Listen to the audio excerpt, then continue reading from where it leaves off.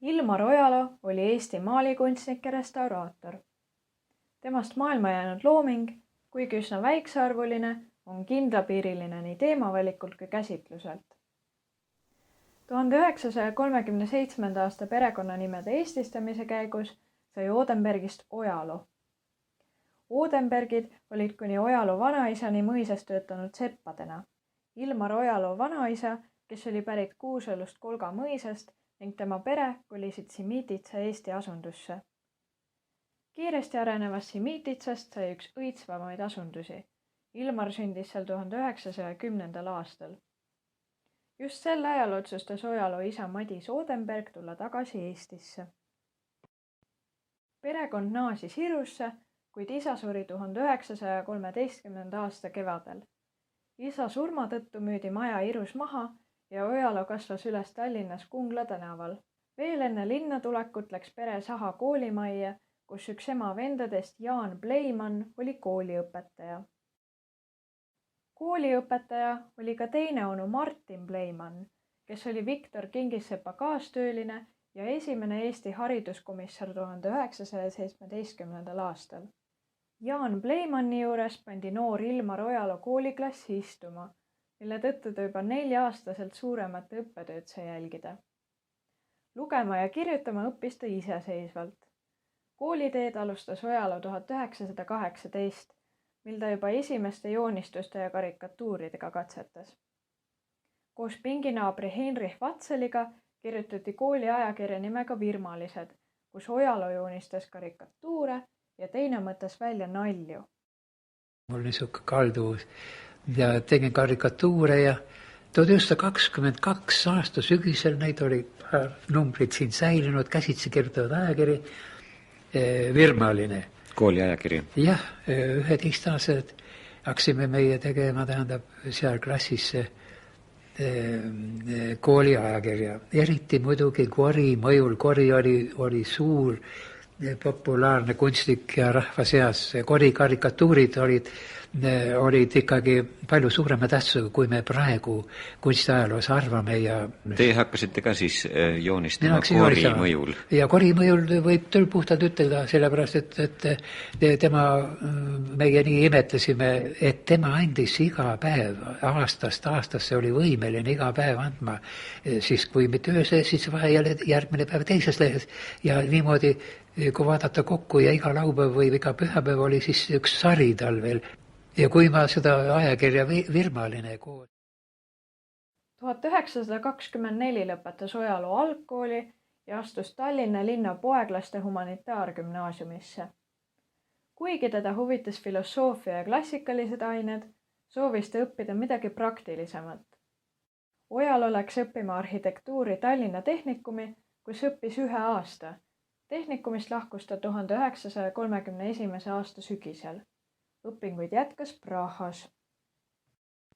Ojalo ei tahtnud kunsti õppida, sest tema meelest kunstnikuks sünnitakse. Siiski tekkis tal tahtmine maalikunstiga tegeleda ja nii lõpetas Ojalo arhitektuuriõpingud Prahas ning jätkas Soome kunstiakadeemias. Seal läks tal tänu varasemale kunstiajaloo ja joonistamisbaasile hästi. Soome jäi Ojalo 1939. aastani. Ojalot köitis alati talviste Põhjamaade maastike temaatika. Sinna hulka kuulub ka talvine Tallinn. Puu all seisvad üksikud kioskid, raudteerööpad, auruvedurid. Maalides puudub nii romantiseeriv kui nostalgitsev valge. Valitseb jahe konstateeriv hoiak. Vaos hoitud hallikas üldkoloriit, kuhu tundlikult sulanduvad üksikud värviaktsendid, olgu selleks siis rohekate vihmavarjude rütm lillakal sillutisel, majade sinised varjud või trammide punakad katused. Nii on kirjutanud Ojalo kunstist Maire Toom ajakirjas Sirp 2000. aastal.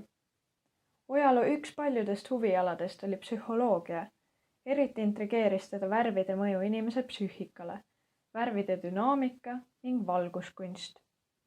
Ja kogu aeg on olnud algusest peale see talvine meie Põhjamaa ümbrus. See lumine ei anna mulle ikka rahu ja praegugi veel ja praegu on ka tänavu lumine rikka. Mul on aega kole vähe, aga iga päev ma kahetsen, et ma peaks täitsa vaba olema ja ainult nüüd maalima.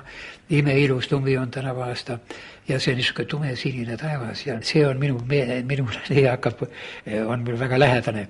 Ja nähtavasti Tallinnasse ma kiindusin siis, kui ma Ilmar Ojala on tuntud ka oma panuse tõttu restaureerimistöösse, mis oli eriti sõja tõttu hädavajalik.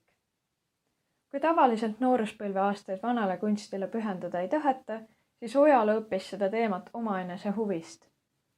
Restaureerimispraktikat on ta saanud nii Eestis kui välismaal, nii Peterburi Ermitaažis kui Moskvas Novodevitši kloostris munatempera tehnikas millimeetri täpsusega freskosid taastades. Tartu kunstimuuseumi maalide taastamistöödele kulus pärast 1943. aasta pommitamist koguni 5 aastat. Kaduma jäi vaid üks pastell, ülejäänu suudeti rusudest päästa. Eestis jäi tema tähtsamaks taastamistööks Tallinna vanalinnas Hueki majas asuv originaalne barokkaegne maalitud ornamendimotiividega lagi, mis kujutab mütoloogilist Euroopa röövimist. Põhjamaades võib sellist laekunsti harulduseks pidada. Viguliste kõrval töötades vajasid taastamist aga Rootsi-aegsed raeapteegitalad. Kunstniku elu ei olnud kerge. 1937. aastal ei oldud Ojalalt ENSV kergetööstusministeeriumile tellitud maalidega rahul, kuna ei sobinud valitseva ideoloogiaga. Maalidel kujutati rahvariietes eestlasi. 1943. aastal pages Ojala Saksa mobilisatsiooni eest Helsingisse. Aasta hiljem ta Eestis arreteeriti ning hoiti vangis Viljandis. Pärast 10 päeva ta põgenes, tagakiusamine aga jätkus ning tema perekonda jälitati. Ojala heideti 1950. aastal Kunstnike Liidust distsipliini rikkumise tõttu välja ning arreteeriti taas 1951. aastal Saksa okupatsiooni aegsetele ajalehtedele karikatuuride joonistamise, Nõukogude vastase kirjanduse säilitamise ning Helsingi Eesti seltsi kuulumise eest. Vaatamata üleelamistele oli Ilmar Ojala elutöö väga mitmekülgne ning sisukas. Ta andis 11-aastaselt käsitsi välja kooliajakirja, õppis Eestis, Prahas, Soomes. Tema panus restaureerijana on olnud samuti märkimisväärne ja aidanud kaasa sõja tõttu kannatanu saanu säilitamisele. Kui suvel tekib tahtmine vaadata lumist loodust või linnamaastikku, siis just Ilmar Ojala maalid viivad nende vaatlejad argisse talvepäeva.